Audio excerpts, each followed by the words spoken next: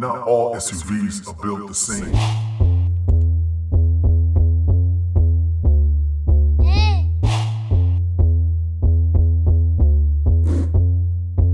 If you listen closely, it's making a statement.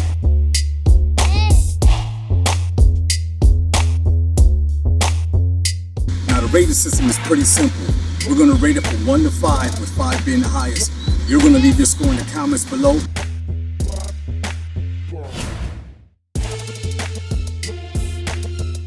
Hello and welcome to the channel, Rogan's Rate a Car.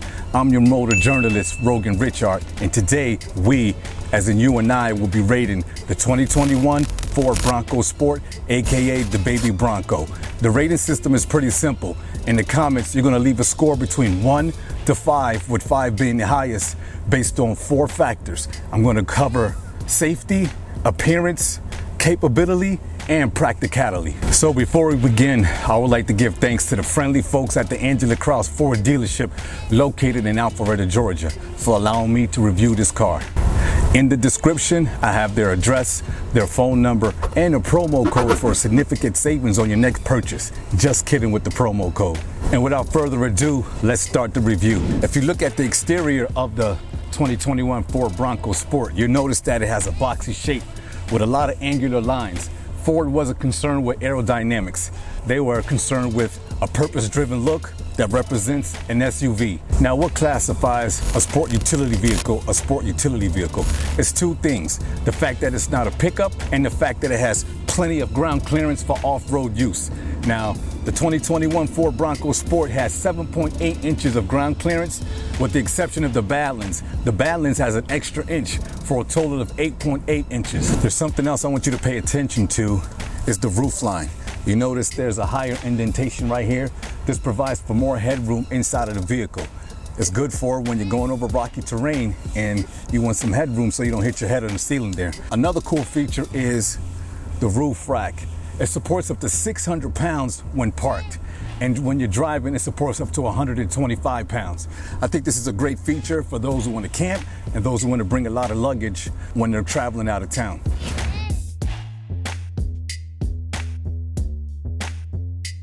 I would also like to point out, not all SUVs have the same level of capabilities.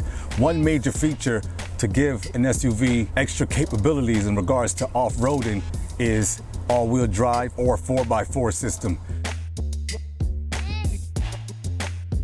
All versions of the baby Bronco come standard with a 4x4 system. They also have stability control, where when you exceed the handling limits of the vehicle, it starts applying brakes to specific tires or reduces engine power depending on the severity. It may do a combination of both.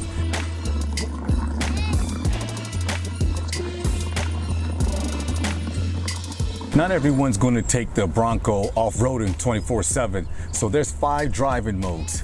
I will discuss them in further detail when we get inside the vehicle and show you them on the dashboard. There's something clever that Ford did. They came up with a cool acronym, GOAT. No, it doesn't stand for greatest of all time. It stands for goes over all terrain. I think that's pretty cool, and I bet you a few other manufacturers wish they came up with that. This is the Badlands model. Airbags that will pop up here and pop up here in the event you roll over. Now on the inside, there's dual stage airbags. One will pop up depending on how far you're away from the steering wheel, and the other one will pop up if you're close to the steering wheel. This is for the passenger and for the driver as well. Now the tailgate has 2 ways to open. Well, you can open the glass separately from the actual tailgate. So this is the door, tailgate door. And if we want it, we can open the glass this way. And another cool feature are these lights right here.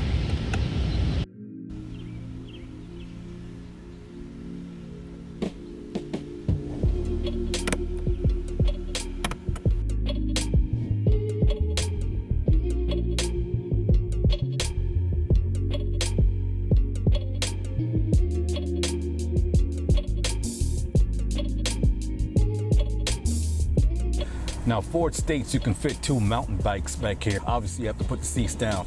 It's pretty simple to bring the seats down. There's a button right here. You just press on it, and would allow it to release.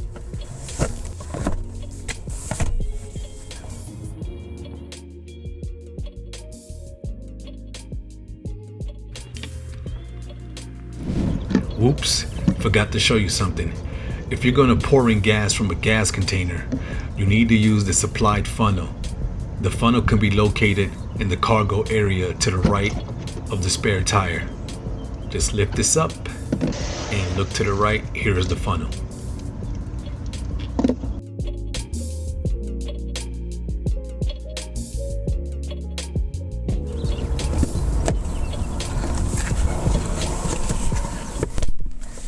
Now, once you're inside, you can see there's a couple of spots to slide in your phone or whatever electronic you may be carrying with you. Here's the gears, 8-inch screen, 6-inch screen, plenty of visibility, and room to place your sunglasses. Put your sunglasses down there or up here if you have several. Maybe you want to put it down there. USB-C 12-volt. Great visibility. The mirrors have that function where you can dim the bright headlights when someone's driving behind you. And if you look in the back, you'll see the 70s Bronco emblem stickered on the inside of the window. There's a speaker right here. That's for your Bluetooth when you connect it with your phone. Rubberized material on the dashboard. Go visor. Slide. Lock the sun.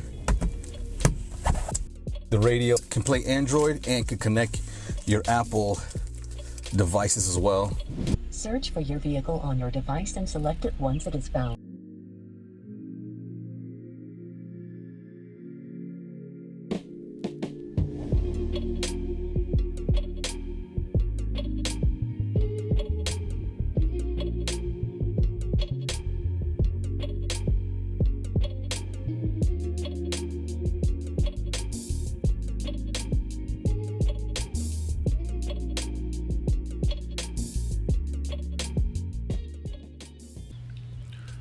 The base engine is a 1.5 liter turbocharged 3-cylinder with 181 horsepower and 190 pound-feet of torque.